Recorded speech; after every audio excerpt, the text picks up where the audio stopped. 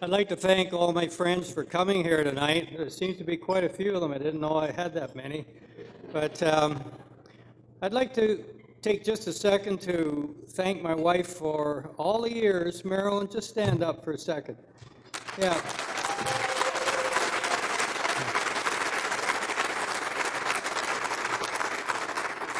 You know, money was tight back then, and the first 10 years I hill climbed, not once. I won one hill climb in 10 years, and not once did she say, I think you better quit. And all during that time, I was getting smashed up on a regular basis. And I thought, gee, to get to these hill climbs, I'm going to have to do something else. So I'd go around to the guys at work, and I'd say, guess what? There's some wild party going on. 3 or 4 guys jump in the rig. Maybe 2 of them had gone before, but the new guy, we always put him beside me because when we got in the mountains, I just let go of the steering wheel and I start playing a harmonica, and he'd be driving for miles like this. It was unbelievable. we had some wild times back then. And my 2 sons, who I raced with, Wade and Greg, please stand up.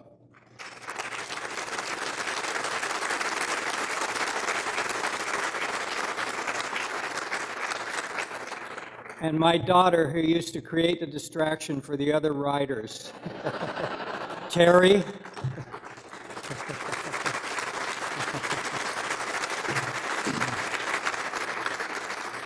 I learned one thing hill climbing, that if you're not living on the edge, you're taking up too much room.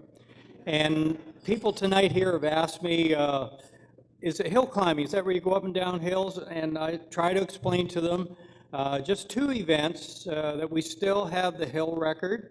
One is at East Palestine, Ohio. It's only 200 feet between the timers, but it's like a wall. It's straight up and down. It's just an old riverbed bank.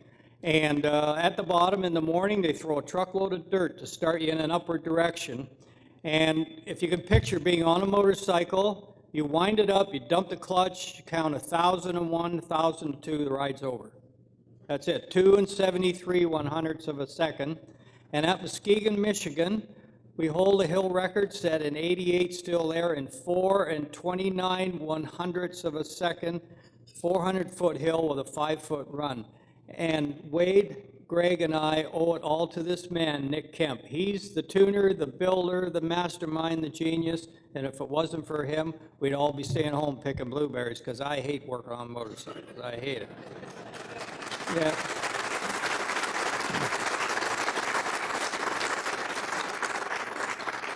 One little story I'd like to tell. You know, well, the ladies all know about this. When we get a cold, we get a cold. And when the ladies get a cold, they get a cold. But they don't realize that we're dying when we have a cold. Is that not right, ladies, that all your men are dying when they get a cold? That's true. So anyways, away we go to this hill climb. I had 2 fellows with me, younger than I was, and we get down there. I had this horrible cold, and we finished up. I didn't win. We're on the way home, and I said to my friend, look, I'll drive the first 100 miles. You guys switch off on the rest. We're going along 150 miles. They're still asleep, and I'm driving. I thought, I've had enough of this. And just at that time, we're on a 4-lane highway. We're going down this huge run, and my buddy comes up beside me, and I go like this, quiet, don't say nothing. I had a 122S Volvo with 2 bucket seats.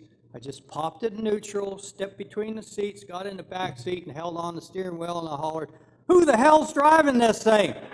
They woke up, both heads smacked, and one guy's got the wheel, the other guy sat down. I didn't have to drive 1 more mile all the way home. Yeah, just some great times. Pat, do you want me to? All right. All right.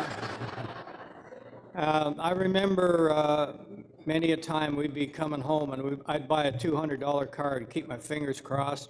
And we pulled into this one hill climb in Beaverdale, Pennsylvania, and I had friends who'd never been to hill climb with me, he and his wife.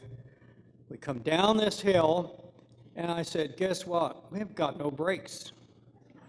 There was only one stop street in the whole town, no lights, a little coal mining town. Went right through the stop street, nobody was coming, and they'd fallen on hard times, and every second store was like a bar. So I'm scrubbing the wheels up against the curb. We get the old DeSoto stop, and it had tops of all the four fenders had holes in them. So when you got going down the road, it looked like four whales running on the outside. It was the weirdest looking thing.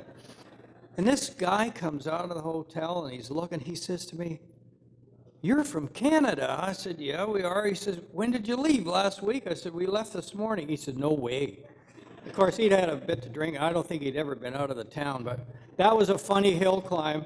I was lucky enough, we won that hill climb, and after the hill climb, my buddy says, "Hey, do you want a drink?" I said, "You can't get a drink in Pennsylvania on a Sunday." He said, "Yeah, come on with me." And the priest in the town had this tent, and he was selling booze in the tent. I swear to God, man, we got half lit. We hardly made it out of that tent, I'll tell you. Boy, he was mixing doubles. He was doing real good, too. Yeah. Well, I got plenty of stories, but I guess I better go and let somebody else get at it here. And I'd like to thank you all for coming, and this is a great organization. And Bar Hetty, this has been coming for a long time. All we needed was somebody to take it and put it together, and you did it. And thank you all very much.